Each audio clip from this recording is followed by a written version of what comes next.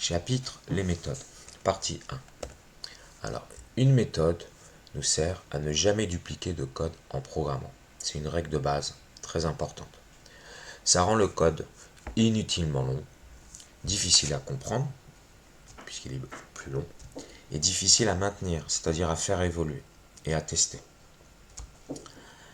Imaginons qu'on ait un logiciel pour une école où on a besoin de calculer la moyenne d'un tableau de réel, tableau de notes par exemple.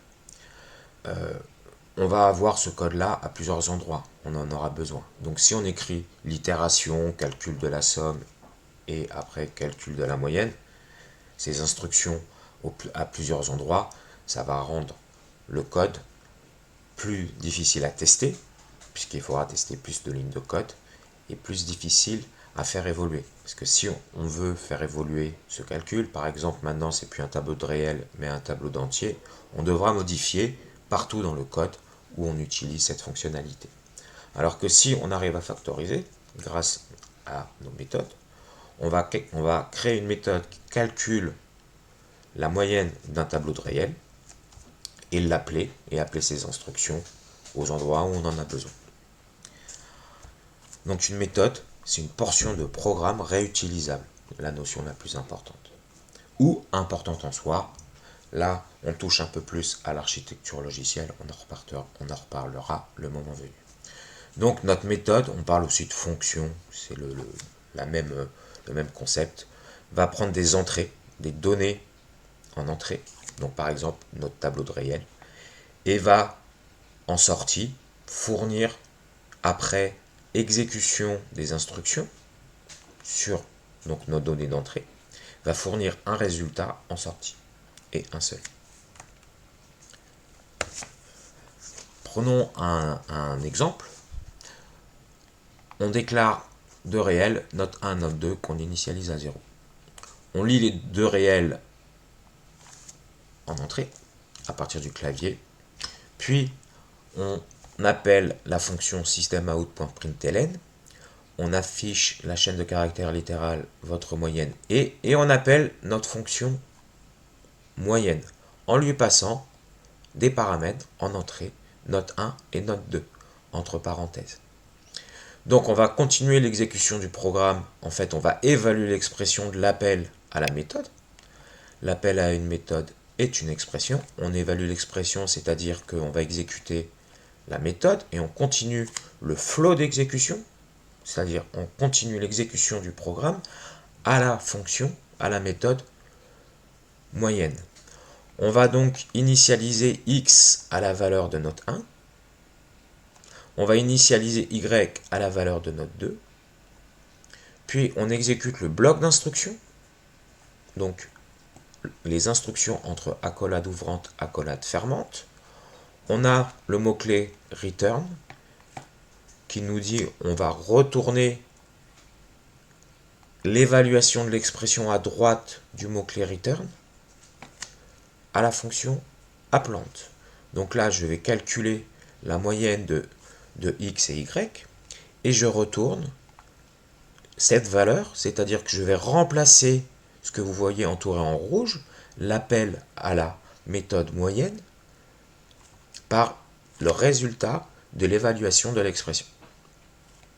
Si par exemple j'avais saisi 1 pour note 1 et 2 pour note 2, donc en fait j'aurai x et y qui respectivement valent 1 et 2, donc je renvoie 1,5 et donc je vais afficher en fin de compte votre moyenne est 1,5, c'est-à-dire que j'ai remplacé l'appel à la fonction, à notre méthode moyenne, par le résultat de l'évaluation de l'expression, c'est-à-dire le résultat de l'appel à la méthode moyenne.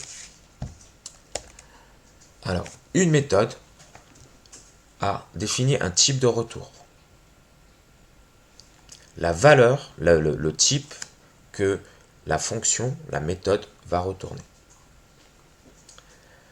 Moyenne, c'est le nom, c'est son identifiant, l'identifiant pour pouvoir l'appeler. Les paramètres ici, on a double x, double y, c'est-à-dire qu'on définit le type des paramètres. Et on va évaluer l'expression à droite de l'opérateur return, du mot-clé Java return, et on va renvoyer ce résultat, c'est-à-dire remplacer l'appel à la fonction moyenne par le résultat de l'évaluation.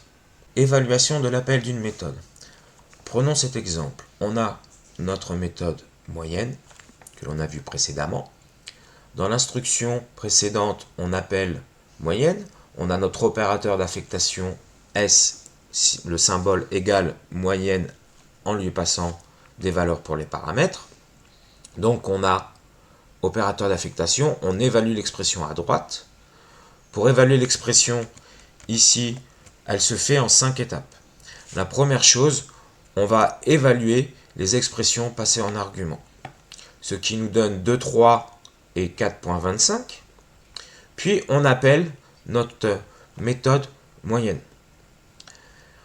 On va initialiser l'appel à notre méthode moyenne en affectant les valeurs 2, 3 pour x et 4,25 pour y.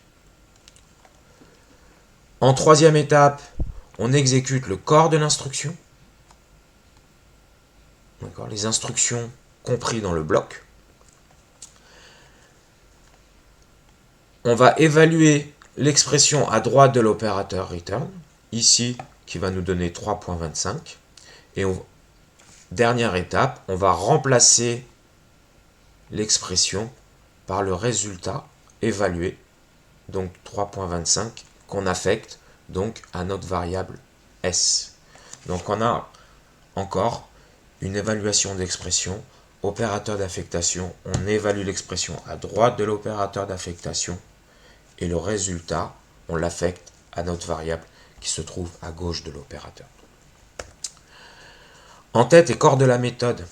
Donc l'en-tête, c'est la première ligne quand on définit notre méthode, quand on déclare la méthode. En fait, on a un nom, ce qu'on avait vu, un type de retour, une liste de paramètres, et pour chaque paramètre, on définit le type. On parle d'en-tête. Pour l'instant, on ajoute le mot-clé statique en début d'en-tête. On reviendra sur cette notion un peu plus tard quand on verra le modificateur statique. Alors le corps de la méthode, on parle aussi de définition de la méthode, c'est le bloc d'instruction.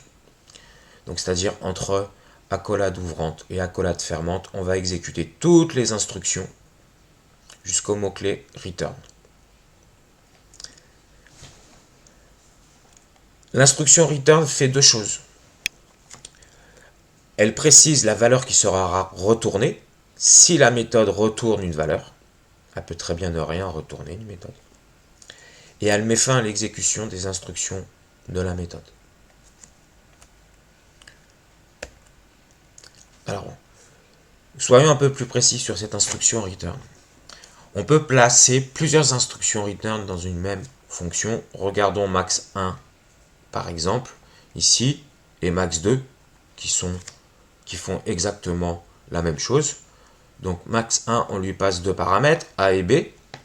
Si A est supérieur à B, M, on lui affecte A, sinon on lui affecte B et on retourne M. Donc max 1 retourne bien l'entier le plus grand, le réel le plus grand entre A et B. Si on regarde max 2, on a deux mots-clés return. C'est-à-dire que si A est supérieur à B, on retourne A, sinon on retourne B. Donc là, on a plusieurs instructions return dans la même fonction. Attention, le type de la valeur de retour doit correspondre au type dans l'entête. Par exemple, ici, j'ai une méthode bidon qui retourne un double réel. Et dans le corps de la méthode, j'essaye de retourner en fin de compte B qui est un booléen. Et donc j'ai une erreur ici de compilation. Return doit toujours être la dernière instruction exécutée.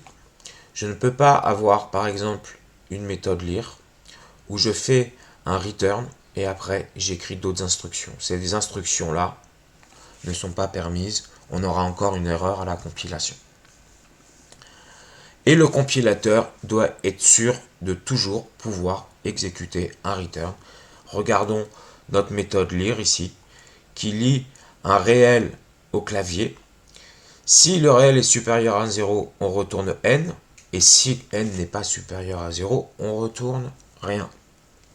Donc on ne peut pas, puisque le compilateur doit être sûr que même dans le cas où l'utilisateur ne saisit pas un entier supérieur à 0, il puisse retourner quelque chose. Donc là, il nous manque des instructions ou une instruction au minimum.